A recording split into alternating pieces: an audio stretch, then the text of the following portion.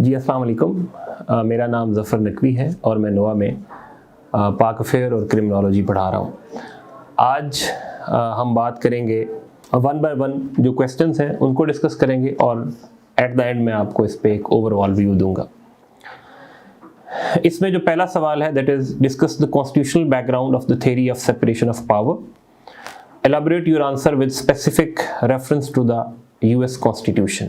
ये एक fairly simple question है जिसमें आपने जो theory of separation of power है, बेसिकली हम इसे ट्राइकोटमी ऑफ पावर कहते हैं।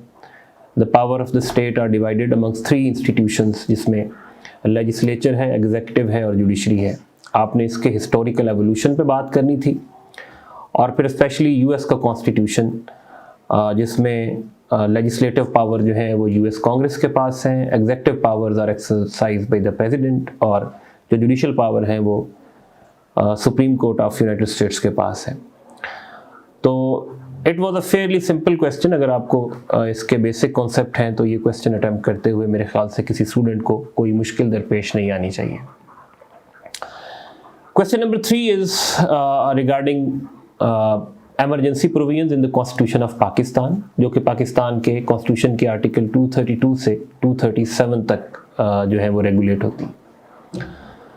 पाकिस्तान के आइन में जो है वो बेसिकली 3 टाइप्स ऑफ एमरजेंसीज हैं। वन इज़ आर्टिकल 232 जिसमें emergency can be imposed on account of war, external aggression और internal disturbance. Under article 234 emergency can be imposed on account of failure of constitutional machinery और article 235 में financial emergency है। यहाँ एक बात और जो ज़रूरी है वो है कि the president has the power.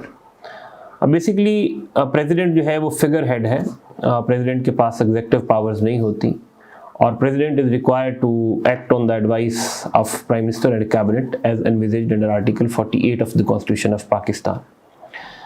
तो इसमें आपने अगर आपको आर्टिकल 232 से लेके 237 तक कॉन्स्टिट्यूशन प्रोविजंस की अंडरस्टैंडिंग है, आपको बेयर अंडरस्टैंडिंग भी है, तो ये क्वेश्चन अटैम्प्ट करते हुए भी स्टूडेंट्स को कोई मुश्किल दरपेश नहीं होनी चाहिए। इसके अलावा आप ये कर सकते हैं कि पाकिस्तान की हिस्ट्री में जो एमरजेंसी इम्पोज की गई आप उसका एक बैकग्राउंड दे सकते हैं।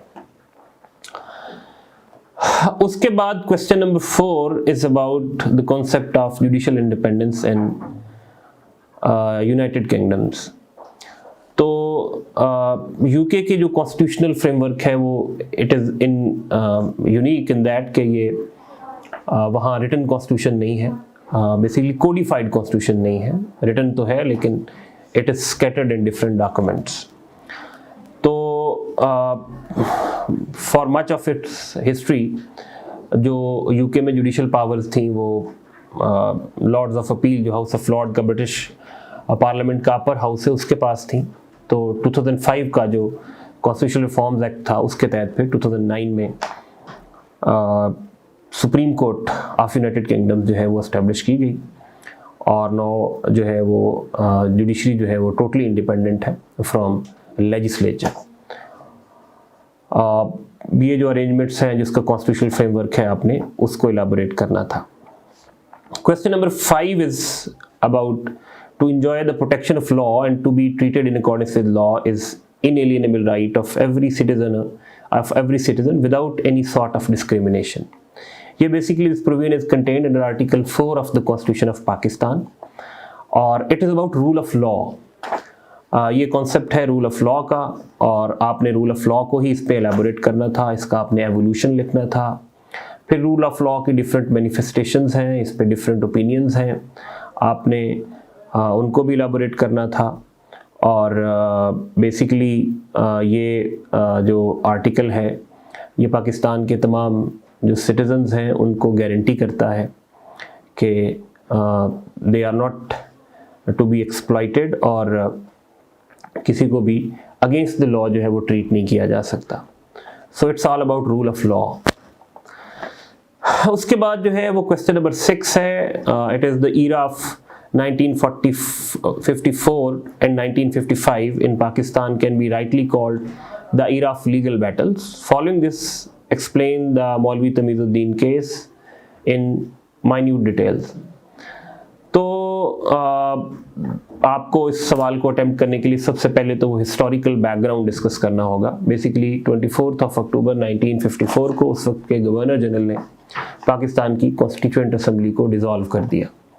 मौलवी तमीज़ुद्दीन साहब जो थे वो हमारी कॉन्स्टिट्यूएंट असेंबली के प्रेसिडेंट थे। उन्होंने इस डिसीजन को एजिटेट किया बिफोर सिंध चीफ कोर्ट, और सिंध चीफ कोर्ट ने गवर्नर जनरल के इस एक्शन को सेट असाइड कर दिया, जिसके अगेंस्ट फिर अपील फाइल की गई बिफोर पाकिस्तान फेडरल कोर्ट, और फेडरल कोर्ट ने टेक्निकल ग्राउंड्स पे उस जो डिसीजन था सिंध चीफ कोर्ट का उसको ओवरटर्न कर दिया। और उसमें केस के मेरिट डिस्कस नहीं किए गए, उसमें ये क्वेश्चन नहीं एड्रेस किया गया कि क्या गवर्नर जनरल के पास ये इख्तियार था, क्या असेंबली राइटली डिसॉल्व हुई। बेसिकली जो हाई कोर्ट की जुरिस्डिक्शन थी, जिसको रिट की पावर दी गई थी under section 223A of the Indian independence act, उसको जो फेडरल कोर्ट है, जस्टिस मुनीर साहब की ये जजमेंट थी, उसमें उन्होंने उस सेक्शन 223 की इंसर्शन को अल्ट्रा वायरिस डिक्लेयर कर दिया। बिकॉज वो जो बिल था वो हमारी लेजिस्लेटिव असेंबली ने तो पास कर दिया था, लेकिन उस पर गवर्नर जनरल की असेंट नहीं थी। तो ये टेक्निकल ग्राउंड्स पे ये केस जो है वो जो मौलवी तमीज़ुद्दीन केस, जिसका फैसला मौलवी तमीज़ुद्दीन की फेवर में आया हाई सिंध चीफ कोर्ट की तरफ से, उसको सेट असाइड कर दिया गया। तो ये आपने बेसिकली इस सवाल को अगर आप डिटेल में पढ़ें तो इसमें आपने ईरा ऑफ लीगल बैटल्स की भी बात करनी है, और गोइंग अ स्टेप फर्दर आप मौलवी तमीज़ुद्दीन की आगे फिर बेशक आपको रिस्ट्रिक्ट किया गया है मौलवी तमीज़ुद्दीन केस पे, लेकिन फिर आप आगे यूसुफ पटेल केस का भी तज़किरा करेंगे। आप एमरजेंसी पावर ऑर्डिनेंस 1955 जो कि गवर्नर जनरल ने इशू किया, आप उस पर भी बात करेंगे। और फिर ये सेटल जैसे हुआ, पहली दफ़ा पाकिस्तान की तारीख में डॉक्ट्रिन ऑफ नेसेसिटी इन्वोक किया गया by Justice Munir in a case जिसका टाइटल है reference of his excellency governor general to federal court of Pakistan. उस केस में फिर उसका साइटेशन है PLD 1955 FC 435। तो उसमें ये जो बैटल स्टार्ट हुई मौलवी तमीज़ुद्दीन केस पे, वो सेटल हो गई।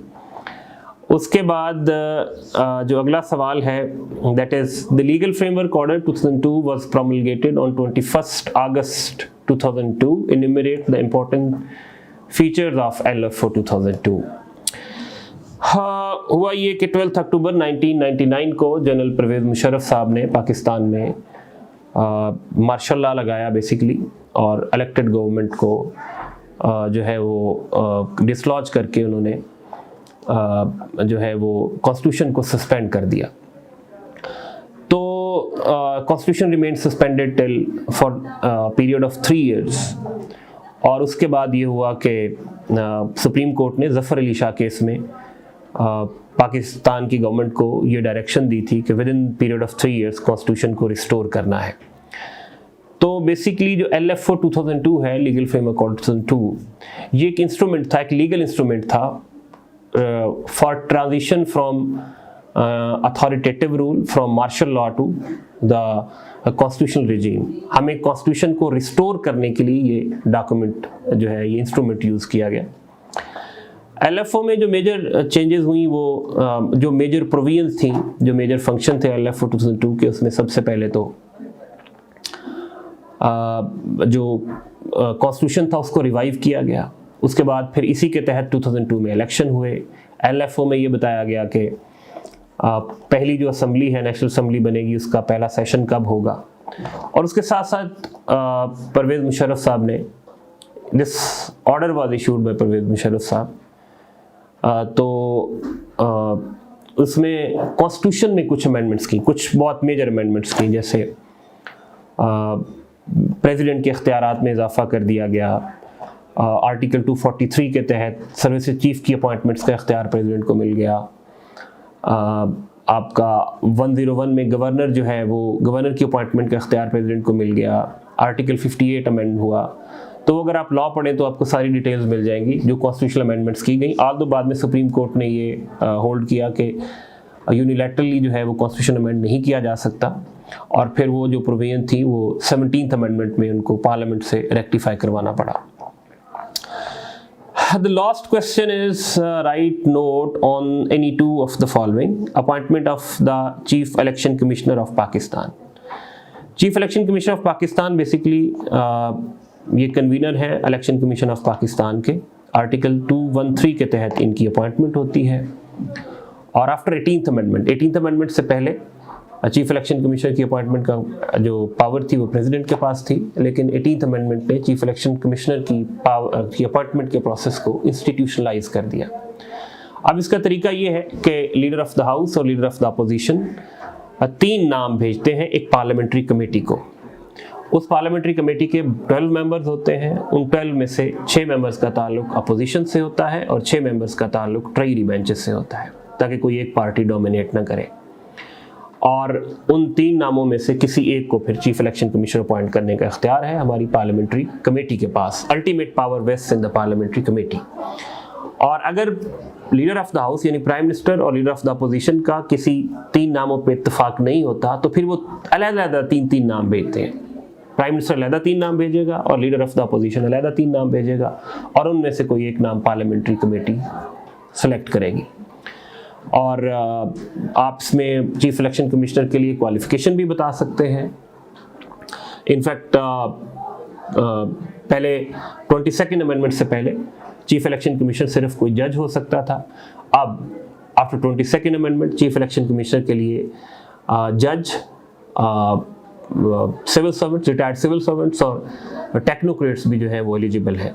और अभी जो पाकिस्तान के करंट चीफ इलेक्शन कमिश्नर है ये पाकिस्तान की तारीख के पहले सिविल सर्वेंट है, retired civil servant who have been appointed as chief election commissioner of Pakistan. तो ये इसकी जो है वो बेसिक डिटेल्स हैं। Composition of Federal Shariat Court. ये Federal Shariat Court is dealt under section 203A to J of the constitution of Pakistan. हाँ, Federal Shariat court जो है ये बेसिकली 8 जजेस पे मुश्तमिल है, including Article 203C of the Constitution of Pakistan, including Chief Justice of the court and 7 judges, up to 7 judges हो सकते हैं। और इन 7 जजेस में मैक्सिमम 4 जो हैं वो ऐसे लोग हैं जो हाई कोर्ट के जज रहे हो और 3 जो है इसमें उलेमा हो सकते हैं। और फेडरल शरीयत कोर्ट के चीफ जस्टिस के लिए है कि वो हाई कोर्ट का जज रहा हो और सुप्रीम कोर्ट का जज बनने के लिए एलिजिबल हो। और सुप्रीम कोर्ट के जज की जो क्वालिफिकेशन है वो पाकिस्तान के आइन के आर्टिकल नंबर 177 में दी गई है।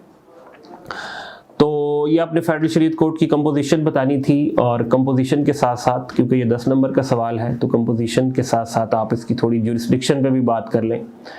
Federal Shariat court basically Pakistan के कॉन्स्टिट्यूशन के आर्टिकल नंबर 227 में ये दिया गया है कि पाकिस्तान में कोई भी इस्लाम के अगेंस्ट लॉ नहीं बन सकता। तो फेडरल शरीयत कोर्ट को ये इख्तियार है कि अगर फेडरल शरीयत कोर्ट की नज़र में कोई भी जो लॉ है पाकिस्तान में, अगर it's in violation of Islamic injunctions, तो फेडरल शरीयत कोर्ट उस लॉ को स्ट्राइक डाउन कर सकती है। तो इसमें आपने कंपोजिशन, चीफ जस्टिस की क्वालिफिकेशन का क्राइटेरिया, जजेस की क्वालिफिकेशन का क्राइटेरिया और एक ब्रीफ सा आपने इसमें लिख सकते हैं about the jurisdiction of Federal Shariat court. और the last question is about jurisdiction of the high court. High court जो है उसकी ज्यूरिसडिक्शन पाकिस्तान के कॉन्स्टिट्यूशन के आर्टिकल नंबर 199 में दी गई, जो कॉन्स्टिट्यूशनल ज्यूरिसडिक्शन है हाई कोर्ट की। इसके अलावा भी हाई कोर्ट के इख्तियारात हैं, लेकिन constitutional jurisdiction is provided under article 199 of the constitution of Pakistan, जिसको हम रिट ज्यूरिसडिक्शन कहते हैं। तो इसमें आपने बेसिकली टाइप्स ऑफ रिट्स बतानी थी। There are 5 types of writ, जिसमें मैंडमस है, जिसमें प्रोहिबिशन है, जिसमें कोवरेंटो है, जिसमें हेबियस कॉर्पस है और सरशरारे है। आपने ये बताना था। और अगर आप आर्टिकल 199 पढ़ें तो उसमें कुछ ऐसी भी ज्यूरिसडिक्शन है हाई कोर्ट की, कुछ ऐसे भी केसेस हैं जिनको हाई कोर्ट की ज्यूरिसडिक्शन को आउस्ट कर दिया है। और वो जो पर्सन की डेफिनेशन है आर्टिकल 199 में, उसको भी इलैबोरेट करना था, क्योंकि उसमें कोई कोर्ट फॉल नहीं करता। तो ये बेसिक इसमें चीज़ें हैं। ये क्योंकि 10 नंबर का सवाल था, तो अगर आप इसमें ये टाइप्स ऑफ रिट्स और जो आउस्टर क्लाज है आर्टिकल 199 में, जो आउस्टर प्रोविजंस हैं, आप अगर वो लिखते हैं तो दैट वुड बी सफिशिएंट। तो ये तो था क्वेश्चन बाय क्वेश्चन एनालिसिस। अगर हम ओवरऑल बात करें तो आई थिंक ये भी एक फेयरली सिंपल पेपर है, इसमें कोई एज सच टेक्निकलिटी नहीं है। अगर आपको इवन कॉन्स्टिट्यूशन की बेसिक प्रोविजंस का आइडिया है तो आप ये क्वेश्चन अटेम्प्ट कर सकते हैं। इसमें 3 सवाल जो हैं वो स्ट्रिक्टली कॉन्स्टिट्यूशन ऑफ पाकिस्तान से आए हैं। एक सवाल जो है 2 सवाल जो है वो कॉन्स्टिट्यूशनल हिस्ट्री से है, जैसे मौलवी तमीज़ुद्दीन केस है, और आपका LFO 2002 है, और 2 सवाल ऐसे हैं जो कॉन्स्टिट्यूशनल जो कॉन्सेप्ट्स हैं, कॉन्स्टिट्यूशनल डॉक्ट्रिन्स हैं, उनसे आए हैं। तो आई थिंक कि अगर इस पेपर की किसी ने रीज़नेबल प्रेपरेशन की है और आपको इनके कॉन्सेप्ट्स की रीज़नेबल डिटेल ऑफ एप्रिसिएशन है तो ये सवाल क्वेश्चन अटेम्प्ट करने में इन क्वेश्चंस को कोई मुश्किल नहीं होनी चाहिए। और एक सवाल जो अक्सर स्टूडेंट्स पूछते हैं कि क्या कॉन्स्टिट्यूशनल लॉ को ऑप्ट करना चाहिए या नहीं करना चाहिए, अगर हम सिर्फ इसी पेपर की रोशनी में देखें तो मेरे ख्याल से ये कोई बहुत ज़्यादा टेक्निकल पेपर नहीं है। सिलेबस अगर आप कॉन्स्टिट्यूशनल लॉ का पढ़ें तो ऐसा लगता है कि इसमें आपको बहुत इन डेप्थ अंडरस्टैंडिंग होनी चाहिए कॉन्स्टिट्यूशन से रिलेटेड कॉन्सेप्ट्स की, कॉन्स्टिट्यूशनल हिस्ट्री की, वर्ड कॉन्स्टिट्यूशंस की। लेकिन अगर हम पेपर देखें, ये पेपर देखें या पास्ट पेपर देखें तो इसमें मेरे ख्याल से कोई बहुत ज़्यादा कॉम्प्लिकेशंस नहीं है। आपको अगर एक fair basic deal of appreciation है कॉन्स्टिट्यूशनल कॉन्सेप्ट्स की तो ये कॉन्स्टिट्यूशनल लॉ का पेपर एक रीज़नेबल आपके लिए ऑप्शन हो सकती है। और अगर आपको पाकिस्तान अफेयर में जो कॉन्स्टिट्यूशनल टॉपिक्स हैं वो अगर आपने पढ़े हैं और आपको उनकी अंडरस्टैंडिंग है तो मेरे ख्याल से ये भी जनरली स्टूडेंट्स जो हैं वो कम ऑप्ट करते हैं कॉन्स्टिट्यूशनल लॉ के पेपर को। लेकिन अगर हम मेरे ख्याल से इसके स्कोरिंग ट्रेंड देखें और इसके पेपर्स का ट्रेंड देखें तो ये एक अच्छी ऑप्शन हो सकती है स्टूडेंट्स के लिए। Thank you very much.